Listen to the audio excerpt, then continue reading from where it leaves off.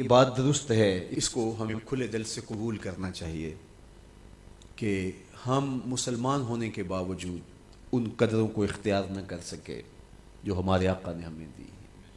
اکبر الہآبادی نے کہا تھا مس پہ ہے اپنی نظر اور سیم ان کے ہاتھ میں.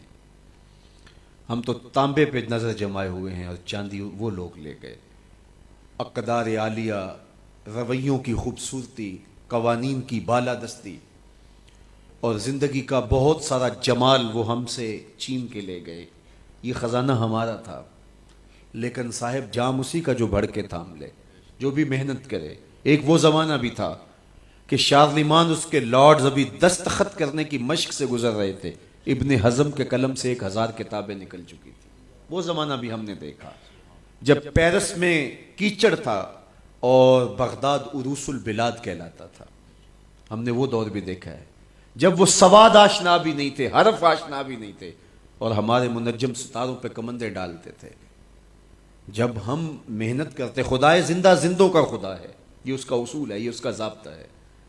لیکن جب ہم جو ہیں وہ پیچھے آ گئے تو انہوں نے آگے بڑھ کر جام تھام لیا. یہ بات میں ضرور کہوں گا، خیر کی قدریں جہاں بھی ہیں، کسی کفر کے معاشرے میں بھی ہیں، لیکن وہ پھوٹتی میرے حضور کے قدموں سے ہی ہیں.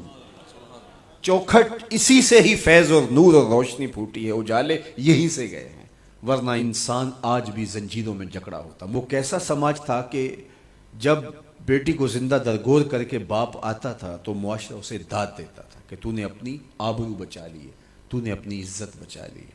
اور یہ اتنا بڑا گھنونا جرم. قیامت کے دن سب سے پہلا سوال نماز کا ہوگا، لیکن سب سے پہلا فیصلہ قتل کا ہوگا.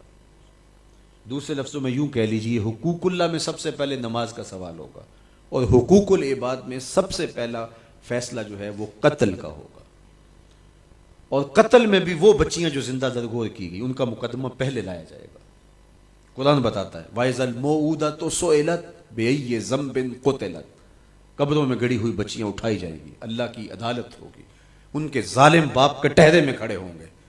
اللہ ان بچیوں سے پوچھے گا بِأَيِّ ذَنبٍ قُتِلَتْ، تمہیں قتل کیوں کیا گیا؟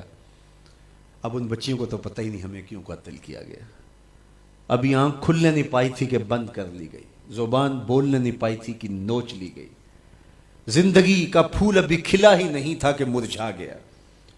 انہیں تو پتہ ہی نہیں ہمارے ظالم باپوں نے یہ قیامت کیوں اٹھائی، یہ غضب کیوں توڑا، ہمارے معصوم دامن پہ کون سا داغ دیکھا کہ ہمارے ظالم باپوں نے ہماری زندگی نوچ لی.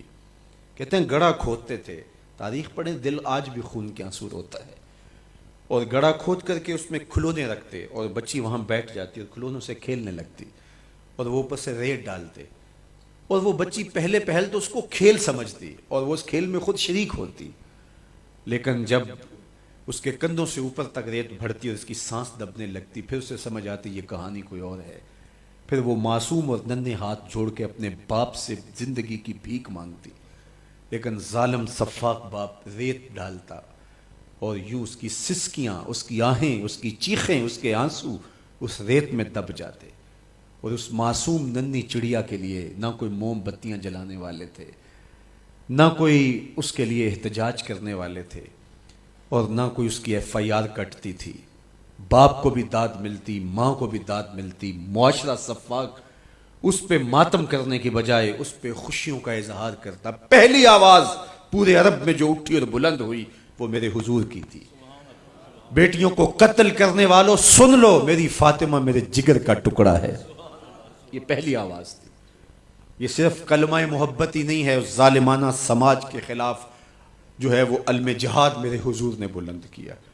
میری بیٹی میرے جگر کا ٹکڑا ہے. اور کہا جو 2 بیٹیاں 2 بہنیں اللہ کی رضا کے لیے پروان چڑھائے اور ان کا نکاح کر دے، قیامت کے دن وہ یوں میرے نیڑے ہوگا جس طرح یہ 2 انگلیاں کری. یہ جب میرے حضور نے فرمایا، مجمع سے ایک شخص کھڑا ہو گیا، حضور کیا جس کی 2 بیٹیاں نہیں ہیں اس کو یہ اعزاز نہیں ملے گا؟ کسی بیچارے کی 2 بیٹیاں نہ ہو، 1 بیٹی ہو، تو کیا اس کو یہ اعزاز نہیں ملے گا کہ وہ آپ کا ساتھ پائے؟ حضور نے فرمایا اسے بھی ملے گا. لیکن میں آپ کو دعوت فکر دیتا ہوں کہ اس سوال کے پیچھے کی کیفیت دیکھیے. اس کی 1 بیٹی تھی، کہاں بیٹیاں زندہ درگور ہو رہی ہیں اور کہاں ایک بیٹی والا کہتا ہے کاش کہ میری بھی 2 بیٹی. یہ تھا لایا ہوا میرے حضور کا نظام.